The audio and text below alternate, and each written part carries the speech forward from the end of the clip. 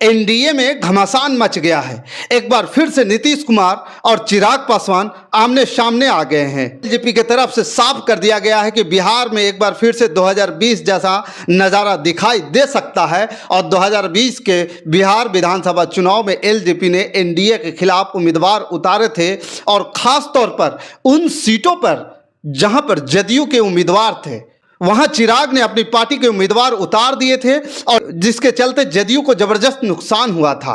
और अब एक बार फिर से चिराग पासवान और नीतीश आमने सामने दिखाई दे रहे हैं, जिससे बीजेपी की नींद उड़ गई है। तो क्यों बिहार एनडीए में मचा हुआ है बवाल, आइए इन सब पर विस्तार से जानते हैं। दोस्तों नमस्कार, मैं हूं पवन चंचल और आप देखना शुरू कर चुके हैं जनजोश न्यूज़। अगर आप इसे फेसबुक पे देख रहे हैं तो फॉलो कीजिए और यूट्यूब पे देख रहे हैं तो सब्सक्राइब कीजिए। बिहार में एनडीए एक बार फिर टूटता दिखाई दे रहा है।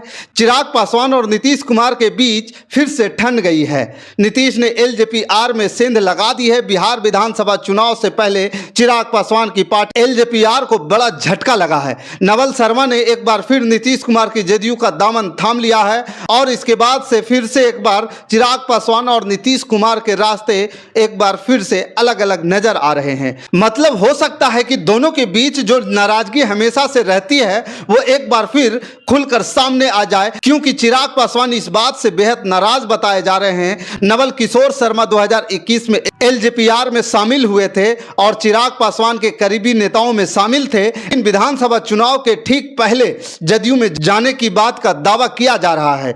नीतीश कुमार के संपर्क में है। एलजेपीआर के कुछ और नेता भी हैं, यानी कि जो सेंधमारी नीतीश कुमार ने शुरू की है वह अभी थमने वाली नहीं है, यह अभी और बढ़ने वाली है। यानी कि एनडीए के अंदर ही योगियों के घर सेंधमारी की कोशिश चल रही है। हालांकि ऐसा बीजेपी करते आई है और अब नीतीश कुमार भी उसी राह पे चलते हुए यहां पे नजर आ रहे हैं। तो जदयू के इस रणनीति के चलते चिराग पासवान बेहद परेशानी में दिखाई दे रहे हैं। इस बीच चिराग ने पलटवार की तैयारी जबरदस्त कर ली है। एलजेपीआर की बैठक में बिहार विधानसभा चुनाव को लेकर के बीजेपी और जदयू के सामने उन्होंने कड़ी शर्तें रख दी है। तो एलजेपीआर के प्रदेश अध्यक्ष राजू तिवारी ने कहा कि बिहार में हर जिले में कम से कम एक सीट पर एलजेपीआर अपना उम्मीदवार उतारेगी। जिन सीटों पर हमारा सांसद है वहां एनडीए को एलजेपीआर लीड करेगी और बिहार में 38 जिले हैं। इस हिसाब से कम 38 सीटों पर एलजेपीआर का उम्मीदवार चुनाव लड़ेगा। एलजेपीआर के दावे जारी 50 से 60 सीटों पर होगी। ऐसे में बीजेपी के हिस्से में बिहार में 243 में से 100 से भी कम सीटें आ सकती है। वहीं बिहार के साथ झारखंड विधानसभा चुनाव में भी 11 सीटों पर एलजेपीआर चुनाव लड़ सकती है। वैसे सिर्फ चिराग पासवान ही नहीं बल्कि राष्ट्रीय लोक मोर्चा के अध्यक्ष उपेंद्र कुशवाहा की भी नाराजगी की खबरें सामने आ रही है। लोकसभा चुनाव में जिस तरह से उपेंद्र कुशवाहा को एनडीए के अंदर ही घेर लिया गया था, उसके बाद ही कुशवाहा नाराज बताए जा रहे हैं। दरअसल उपेंद्र कुशवाहा की भी एक बयान आ गया है और जब बीजेपी अपने पाले में उनको लाई थी तो लोकसभा चुनाव में बीजेपी ने उपेंद्र कुशवाहा को 3 सीटें देने की तैयारी की थी। कुशवाहा 5 सीटों की डिमांड उस वक्त कर रहे थे। 27 जनवरी 2024 को अचानक ही नीतीश कुमार ने पलटी मार ली और महागठबंधन छोड़कर एनडीए में आ गए और इसका नुकसान हुआ उपेंद्र कुशवाहा को। अब जदयू के एनडीए में आने के बाद उपेंद्र कुशवाहा की 3 की जगह सिर्फ 1 सीट काराकाट दी गई और उस 1 सीट पर संतोष करना पड़ा। अब कुशवाहा के पास चुनाव के समय विकल्प नहीं बचे थे, वह कुछ भी नहीं कर सकते थे, इसलिए उन्होंने 1 सीट को ही स्वीकार कर लिया। उपेंद्र कुशवाहा काराकाट से लड़े, लेकिन यहां भी बीजेपी ने उन्हें फंसा दिया और उनके साथ खेल कर दिया, क्योंकि इस सीट पर फिल्म स्टार पवन सिंह को निर्दलीय काराकाट से चुनाव लड़ा दिया। मतलब पवन सिंह बगावत कर दी थी। इसके बाद उन्होंने काराकाट सीट से निर्दलीय चुनाव जो है लड़ने का फैसला लिया था और पर्चा भी दाखिल किया था। पवन सिंह के चुनाव लड़ने के कारण उपेंद्र कुशवाहा को ही सबसे ज्यादा नुकसान हुआ है और वह अपनी सीट से हार गए। जबकि उपेंद्र कुशवाहा की वो सीट थी, तीसरे नंबर पर जो है वहां पर उपेंद्र कुशवाहा आए थे। अब उपेंद्र कुशवाहा कह रहे हैं कि जो गलती लोकसभा चुनाव के समय हो गई थी इस बार तो नहीं दोहराएंगे। लोकसभा चुनाव का फॉर्मूला विधानसभा चुनाव में नहीं चलेगा। इस बार वह बीजेपी की बातों में नहीं आने वाले हैं, क्योंकि पहले उन्हें 3 सीट दी जा रही थी, फिर 1 दी गई। विधानसभा चुनाव में आरएलएसपी 35 सीटों की डिमांड करने की तैयारी में है। इसके पीछे लोकसभा चुनाव के परिणाम को ही सबसे ज़्यादा बड़ा कारण माना जा रहा है। उपेंद्र कुशवाहा भले ही चुनाव हार गए थे, लेकिन उन्होंने बीजेपी को बता दिया था कि अगर बीजेपी उनके साथ खेल करेगी तो वह भी बीजेपी के साथ खेल कर देंगे। दरअसल लोकसभा चुनाव में उपेंद्र कुशवाहा के खिलाफ पवन सिंह के चुनाव लड़ने से बिहार में कोयरी समुदाय जो है वह बीजेपी से नाराज हो गया था। जिस सीट पर बीजेपी का उम्मीदवार था, उन सीटों पर कोयरी समुदाय ने बीजेपी की जगह महागठबंधन उम्मीदवारों को वोट दे दिया। शाहाबाद क्षेत्र, जिसे एनडीए की गढ़ भी माना जाता था, वहां पर चारों की चारों सीटें इंडिया गठबंधन जीत लिया था। शाहाबाद की काराकाट सीट से निर्दलीय पवन सिंह को हराया और उपेंद्र कुशवाहा इसके बाद तीसरे स्थान पर खिसक गए थे।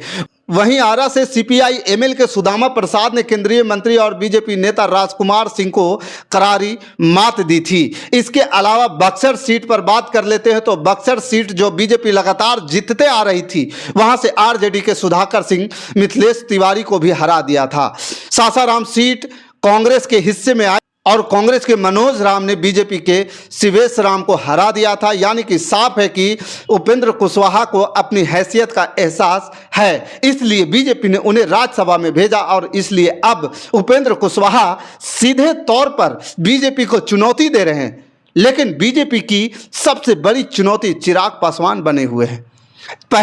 चिराग पहले से ही मोदी सरकार की नीतियों को खुलकर विरोध कर रहे हैं। तमाम ऐसे मुद्दे हैं, चाहे वक्फ बोर्ड संशोधन बिल हो या आरक्षण का मुद्दा हो, लेटरल एंट्री का मामला हो, इन तमाम मुद्दों पर इस बार चिराग पासवान की राय जो है एनडीए और बीजेपी से अलग हटकर नजर आ रही है। और अब इसलिए कहा जा रहा है कि वह एनडीए पर दबाव भी बनाने की कोशिश कर रहे हैं। आगामी बिहार विधानसभा चुनाव के लिए उन्होंने अभी से तैयारी भी शुरू कर दी है। एनडीए पर दबाव बनाने के लिए अभी से सीटों को लेकर के उन्होंने बड़ा दावा कर दिया है। इसी बीच आरजेडी की तरफ से भी चिराग पासवान के बयानों पर नजर रखना शुरू कर दिया गया है, क्योंकि दावा किया जा रहा है कि चिराग पासवान अब तेजस्वी यादव के संपर्क में है, जबकि यह दूसरी बार है। पहले भी चिराग पासवान से संपर्क साधने की कोशिश की थी। तेजस्वी यादव को उस वक्त चिराग पासवान ने इनकार कर दिया था, लेकिन इस बार हालात कुछ बदले हुए नजर आ रहे हैं। वैसे चिराग दावा भले ही कर रहे हैं कि वह एनडीए में ही रहेंगे, लेकिन उनके तेजस्वी यादव से भी करीबी संबंध है,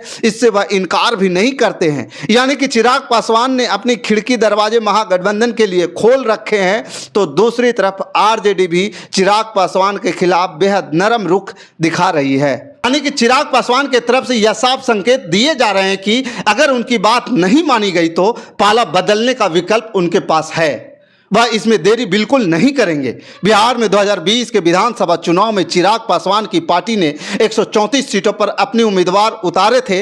एलजेपी के एक सीट पर ही जीत मिली थी, लेकिन पार्टी को 5.66% वोट मिला था, जिससे 60 सीटों पर एनडीए को हराने का इंतजाम कर दिया था। एलजेपी के अधिकांश उम्मीदवार जदयू के खिलाफ मैदान में उतरे थे, इसलिए जदयू को सबसे ज्यादा नुकसान हुआ था। जदयू ने 115 सीटों पर उम्मीदवार खड़े किए थे, लेकिन उसे मात्र 43 सीटों पर ही जीत मिल पाई थी। बीजेपी के खिलाफ जो है चिराग ने उम्मीदवार नहीं उतारे थे, इसलिए बीजेपी 110 सीटों पर चुनाव लड़कर 74 सीटें जीतने में कामयाब रही थी। यानी कि अगर चिराग पासवान महागठबंधन में चले जाते हैं तो फिर बीजेपी के हालात भी जदयू के जैसा हो सकता है। वैसे इस बार तेजस्वी यादव की लोकप्रियता आसमान को छूती हुई दिखाई दे रही है। पहले से ही एनडीए मुश्किल में है। अगर चिराग की बगावत हो जाता है तो इसके बाद तो वह मुकाबले में बेहद कमज़ोर स्थिति में पहुंच जाएगा और इस बात की भनक बीजेपी को लग चुकी है, जदयू को लग चुकी है और इसलिए कहीं ना कहीं कोशिश भी की जा रही है कि या तो चिराग को मना लिया जाए।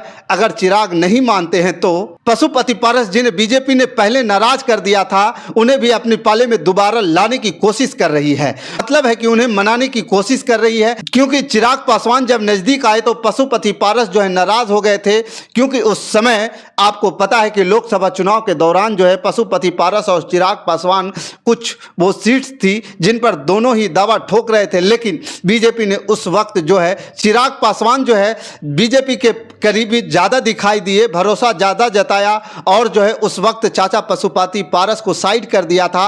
पशुपति पारस इससे नाराज हो गए थे, लेकिन उन्होंने बीजेपी का साथ नहीं छोड़ा था। हो सकता है कि अब बीजेपी उनको उस वफादारी का इनाम देने की कोशिश कर सकती है। अगर चिराग पासवान दूरी बनाते हैं तो इन सब के फील्डिंग में बीजेपी लग चुकी है। लगातार बीजेपी के आला कमान चिराग पासवान से भी मिल रहे हैं और जो है इधर पशुपति पारस से भी मुलाकात हो रही है। इसकी तस्वीरें भी सामने आई थी। तो इस वजह से यह कहा जा सकता है कि बिहार विधानसभा चुनाव से पहले एनडीए काफ़ी बिखरा हुआ नजर आ रहा है। काफ़ी जो है विघटन की स्थिति जो है पैदा हो गई है, लेकिन इसे रोकने की कोशिश बीजेपी की तरफ से लगातार की जा रही है। अब इसे रोकने में, इस टूट को रोकने में बीजेपी कितनी कामयाब होती है यह तो आने वाला वक्त ही बताएगा। बस इसी के साथ आप मुझे इजाज़त दीजिए। इस खबर के प्रति आपका क्या विचार है आप हमें कमेंट कर जरूर बताइएगा। हमारे साथ बने रहने के लिए धन्यवाद। जय हिंद, जय भारत।